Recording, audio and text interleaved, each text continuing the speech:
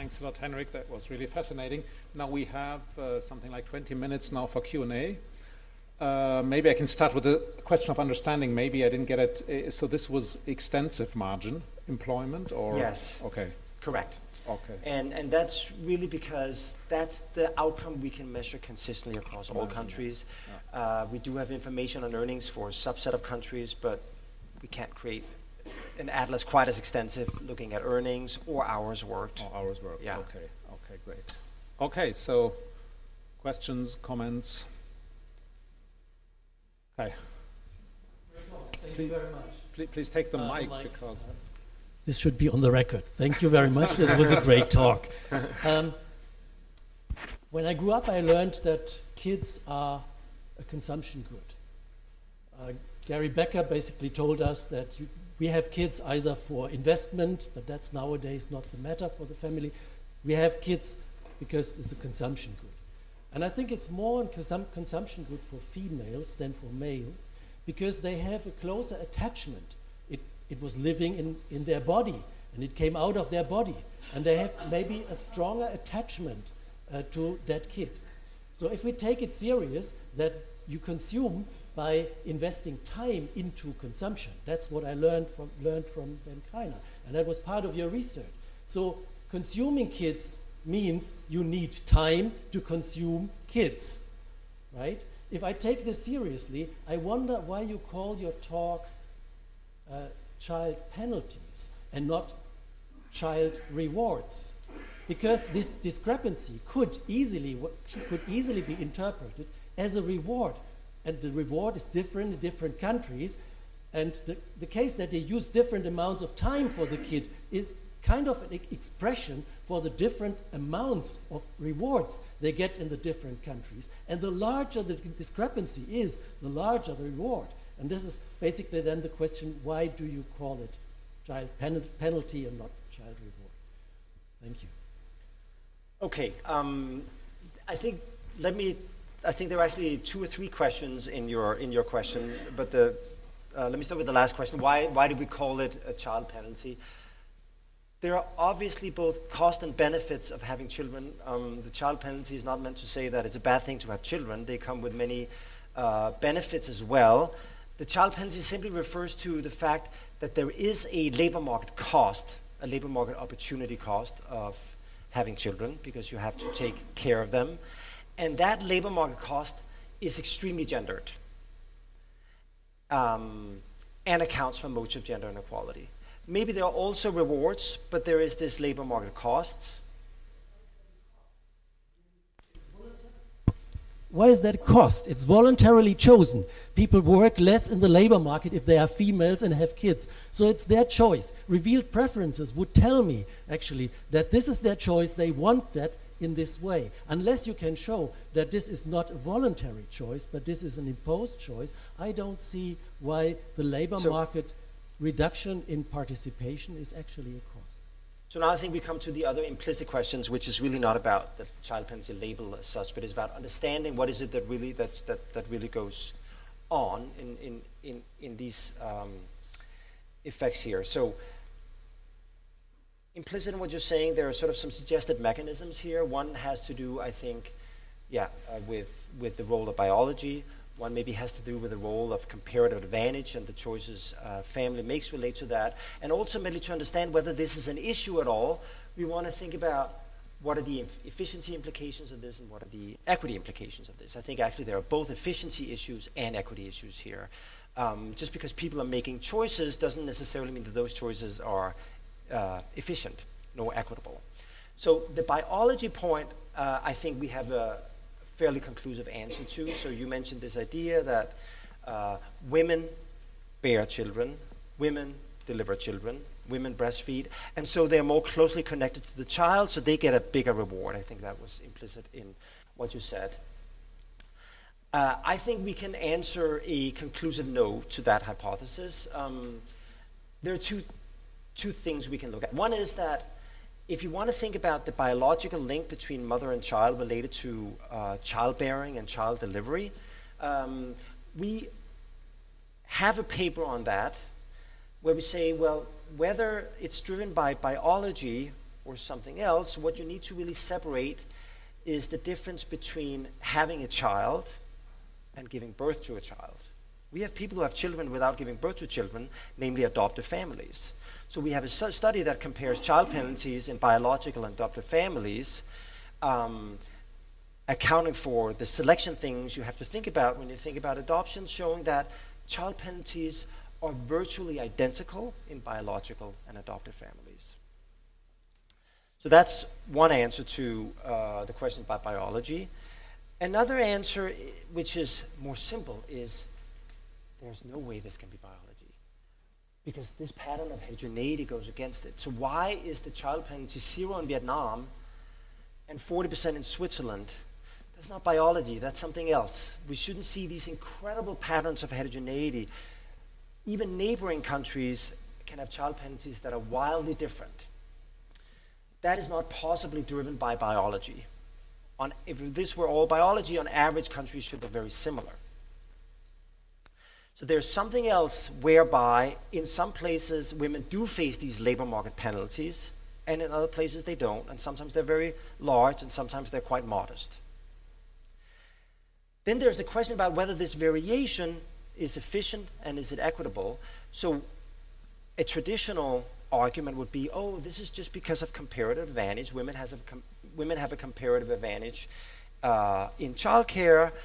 Men have a comparative advantage in market work. That's also something we've looked at in previous papers. Let me provide you a piece of evidence that go against that. So the natural place to look is to ask, well, do we see heterogeneity in the magnitude of child penalties based on earnings capacities within families? The answer is we don't. It's actually an area where there's a striking lack of heterogeneity. Child penalties happen through the distribution of within family comparative advantage. So even women who have larger earnings capacity than the men based on their education level, their education field, their labor market experience at the time of giving birth to their first child, they pay the same child penalty as women at the bottom of the market, of the labor market. So the variation here does not seem to be about comparative advantage. So that doesn't seem particularly efficient. I think at the end of the day, there are really two, based on what we have so far, I think there are two mechanisms that seem to me to have the most promise. One has to do with labor market institutions and labor market flexibility. That's sort of a story that's very much associated with Claudia Golden. The idea that temporal flexibility in jobs has heterogeneous effects on men and women, and the way the labor markets work, there's just not enough flexibility for women, and that hurts them in the labor market. And we see that through these child penalties.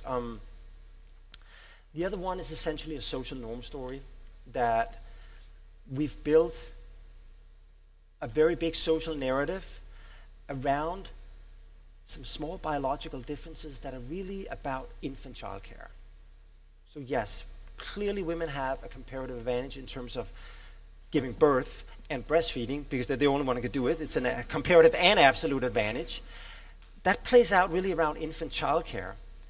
But as you've seen in these child penalty plots, is that these effects are incredibly persistent over time. I've shown you child penalty plots that go out 10 years. For countries where we have even more amazing data, such as Denmark, we can go out 20 years. The thing is, women never recover. How can a small comparative advantage around infant child care explain that? It would have to be a story about labor market dynamics and human capital formation, or human capital effects, whereby short-run effects around work interruptions due to infant child care have these persistent effects in the labor market. It's also something we've looked at in previous papers, and it's really hard to, I think, validate that story in the data. So I think this is inefficient, what's going on here, in addition to inequitable, which I think is sort of fairly direct. I'm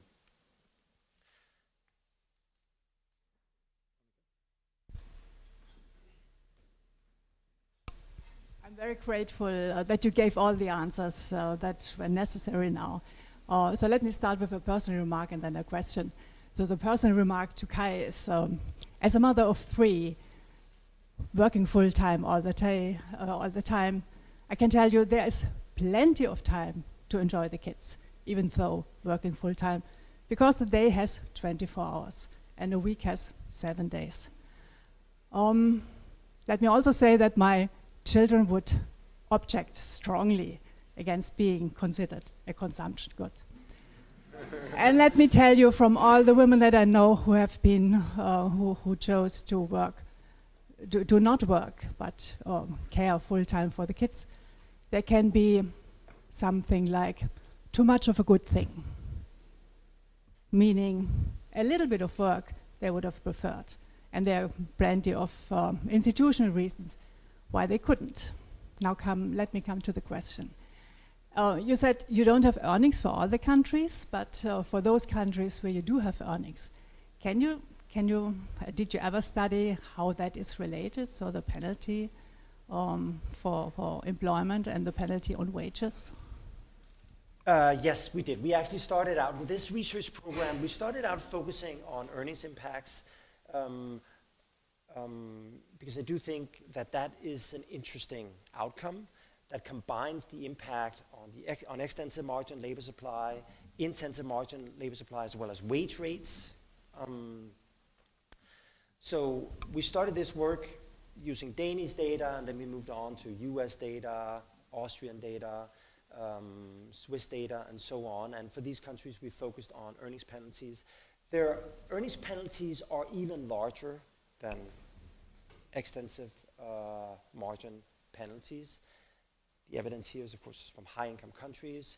So essentially, you see very large earnings penalties, and they're driven by all 3 possible margins: extensive margin labor supply, hours worked, conditional working, and the wage rate. And the wage rate plays out through effects on occupation and firms. So what happens after childbirth is that women get promoted less quickly, and they tend to switch into more family-friendly firms that offer flexibility but lower pay. So yeah, so we see something on all of these margins in high-income countries. Okay, thanks, Henrik, for a great talk. It was really interesting and illuminating. So, but you didn't talk much about public policy. So, what would be, other than labor market issues? So, I happen to know for one of your 134 countries that apparently something like half of the child penalty is explained by one strange public policy where you pay moms to stay at home with their small kids. And that explains, almost all of the difference to neighboring Scandinavian countries. So I don't know. And then, of course, the next question is what explains that public policy. So you mentioned social norm. So maybe there's a social norm that in this one particular country that you should be taking care of your small kids at home. But okay, so I was wondering whether you are going to go more into public policy explanations and that kind of playing a part in explaining, for example, the large heterogeneity within Europe. So first of all, I'm curious. So it's a great question. First of all, I'm curious. You said that in one country, one policy explains half the child. Can you just, enlighten me? In Finland, so there's this child home care allowance that, according to work by Thomas Kosonen and his co-authors, explains something like half of the child penalty. I don't remember exactly the details, whether it's about earnings or employment rates and so on. This is a paper with John Gruber, I think, as well. Okay, yeah, they find really large effects. I don't know enough about that. That's a recent paper. I don't know enough about it to say anything very detailed about the Finnish policy. But in essence, this much I do remember, the Finnish policy, it's not labeled as such, but it is similar in essence to maternity leave schemes, which also subsidize women to stay home and take care of the children when the kids are really young. We, of course, have a very large literature on the impact of maternity leave and parental leave policies. It's an area where impacts are incredibly well identified, because almost all maternity and parental leave reforms allow for RD designs. And I think overall the striking finding from this literature is that these policies, they have some short-run effects.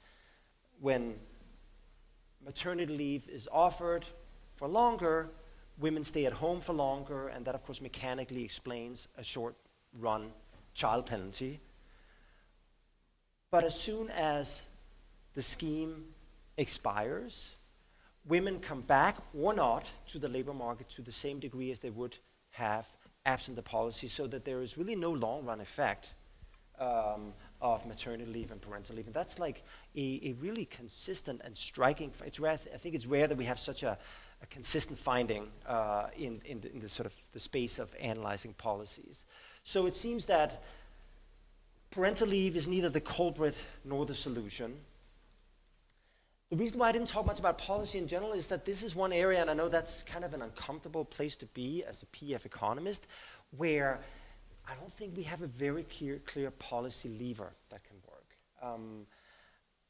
I think where we are right now is that the two main candidates are about social norms and about labor market institutions, and they're things that aren't changed. They're both general equilibrium phenomena. And they're not easily and obviously changed with policy. I think ultimately changing the social norm is key. We do know that social norms do change.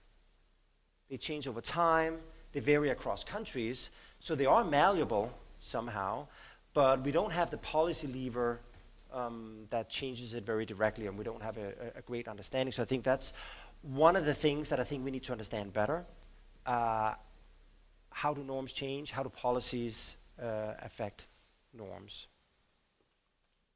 Can I ask, sorry, can I ask one question related to this penalty debate we've just had? So my understanding would be this is not, I mean, it's in a way, as an economist, you should have problems calling this a penalty because having children is voluntary, okay? So why do you voluntarily accept a penalty? It doesn't, so that's a problem. My understanding is it's a price. It's more a price you pay. You know, if you get children, you have to look after the children. So someone, either you have childcare or you stay at home. Now, if that's true, you would say in some countries you pay a high price.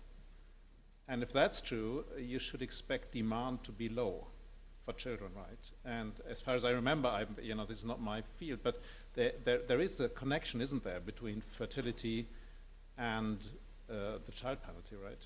So does that interpretation make any sense, or? Yeah. Look. So yes, it's a cost. It's the child penalty represents a gendered labor market cost of having children. The term child penalty, well, we perhaps introduced the term child penalty, but not the word penalty, because it was really called a motherhood penalty, and that term comes from sociology. So we piggybacked on that term, called it a child penalty. I will say, though, that most women and most mothers do not oppose to the term child penalty. They find it quite natural, but yes, if we want to be, very precise about language, it's, we would call it an opportunity cost, related to childcare. That is what it is. It's just highly gendered, and it explains gender inequality. The child penalty label, I think, is frankly stronger in terms of sort of alerting to a potential issue here. Whereas we call it, the opportunity cost of childcare. I don't know if we would create enough attention about the question, and I think we do need to create attention about the question. On your second thing, yes, there is a correlation between child penalties and fertility rates. If you just look at the cross-country correlation, where child penalties are higher, fertility tends to be lower. So that's consistent with some kind of demand story. Okay. Okay, thanks. So, but there was one question here. Yes, please. Thank you very much. Very interesting talk. I was wondering, I mostly know these papers from more developed countries where you really look at women who have 1 or 2 kids. Now you're looking at the global scale with some very different birth rates, right? And I was wondering, in your econometric specification, do you account for that? And maybe you can tell us something about how the penalty changes for a different number of kids. Absolutely.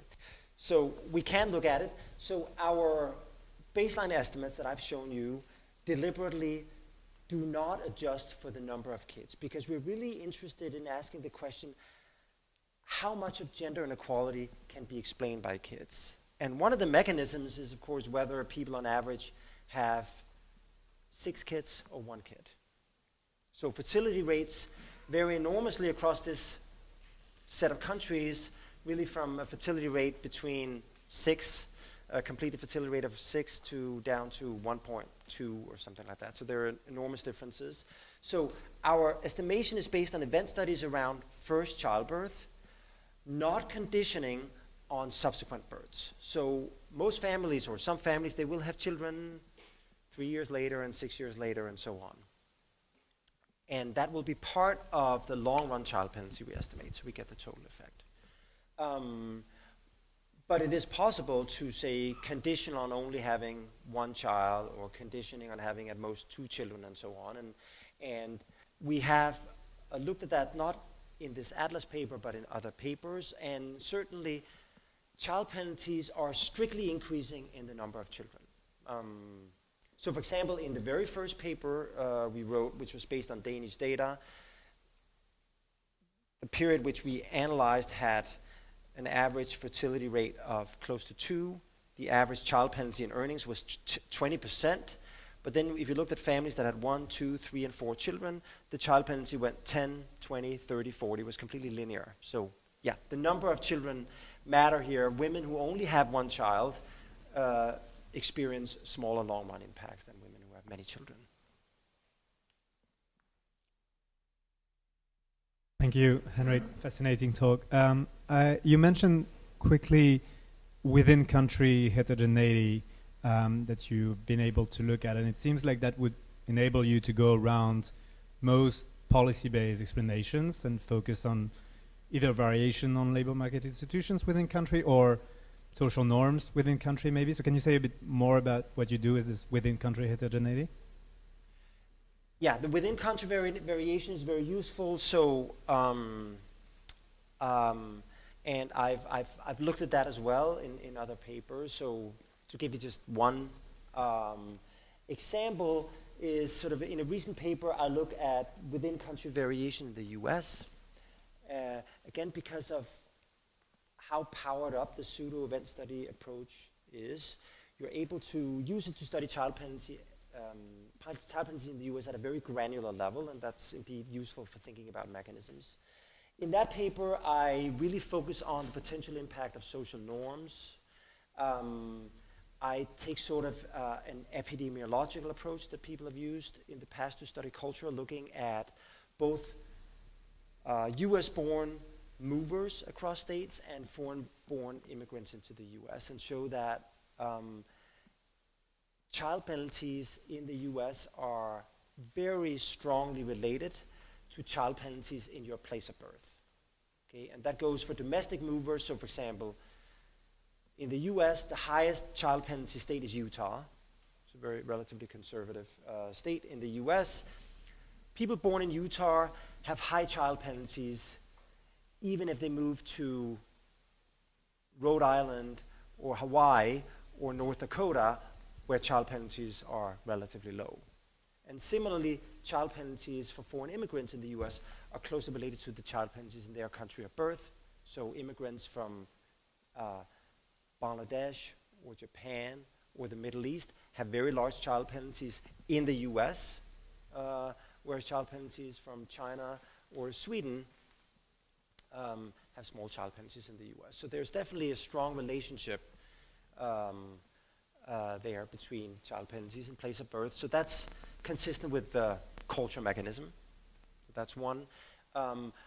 Another thing you see, which is consistent with the labor market structure mechanism, is you see stark heterogeneity between urban and rural areas within countries. So for example, we look at that in this paper. Cities generally have larger child penalties than the rest of the country, and even in countries where child penalties are low. So take Vietnam. I showed you Vietnam. Vietnam on average has a child penalty of only 1%.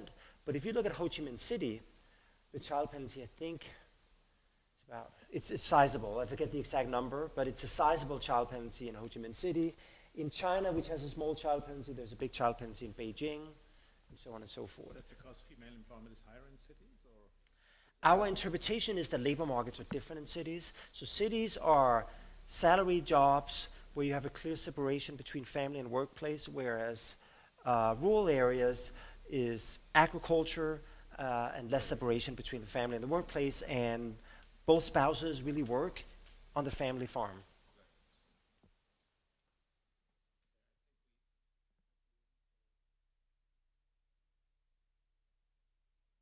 Question, but one.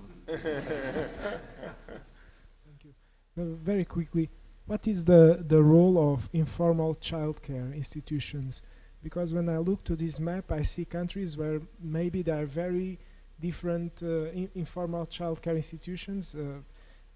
So I ask, even within regions, no, in rural regions, I see people having more informal childcare, younger grandparents, and kind of grandparents acting as the childcare institutions, and not in the cities where people migrate and probably they do not have this network.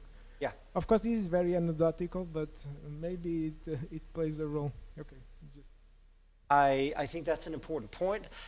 I view it as part of the fact that I highlighted the importance of whether or not family and workplace is separated. And when we say family, and I think that's the implication of your comment, we really want to think about the extended family. What really happens in low-income countries is that the workplace and the extended family are all in one place, and you have constant childcare. We're not able to look at that directly in this paper because we don't have data on extended family, but we did look at that in one previous paper on Austria from a few years ago, where we, in that paper, we were interested in the impacts of public policies, family policies, such as maternity and parental leave, as well as publicly provided childcare.